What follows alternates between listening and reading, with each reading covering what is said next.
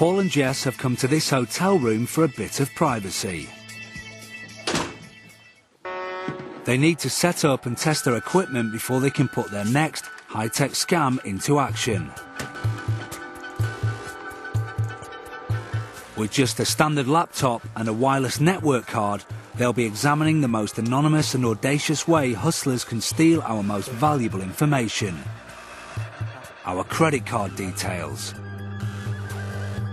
This is the Wi-Fi scam.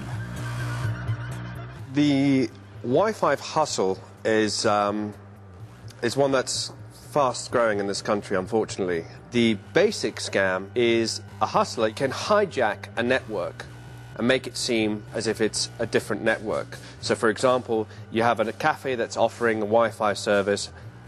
A hustler can sit in, hijack that network, rename it into something different, and get people to log on to that network. The main benefit of setting up a false front is to get somebody to come in through your doorway, which means you get access to everything they bring through that door. Our hustlers have picked a location to find themselves the perfect marks.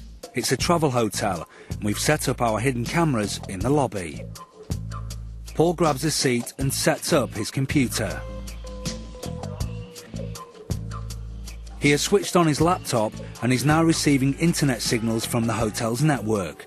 And now his computer is sending out wireless internet signals for other users to connect to. As soon as a genuine customer tries to go online, they'll register via Paul's site and he will steal their credit card details. It's too good. It's too nice. In comes likely looking Mark number 1. The Mark logs on and starts trying to get on the internet. The strongest signal for the Mark to log on to is the one coming from Paul's laptop, so he decides to log into that network. That's his mistake. He is greeted with an access page asking for his credit card details as payment. However, this page is actually a hoax and has been created by Paul to enable him to steal the credit card details which have been typed in. Now Paul has his details, he's off on a virtual shopping trip. What does he fancy buying? How about this nice pool table? At the click of a button, Paul has robbed our first mark of £2,000. And the Mark's just surfing the net obliviously. Mark number 2 has now been targeted. He logs onto Paul's wireless network, and Paul can instantly read his credit card details. What luxury item can Paul get himself this time? This plasma TV looks good. In a matter of minutes, Paul has managed to spend £3,000 of our victims' money, and they are none the wiser.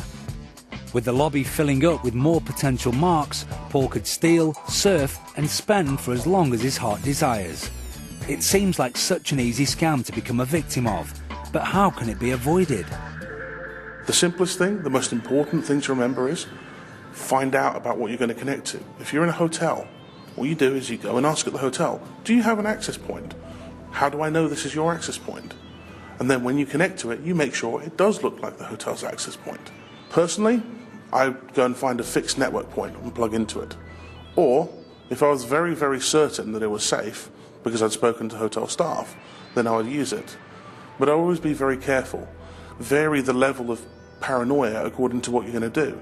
I would never ever send sensitive information, such as credit card transactions, over wireless. It's not safe.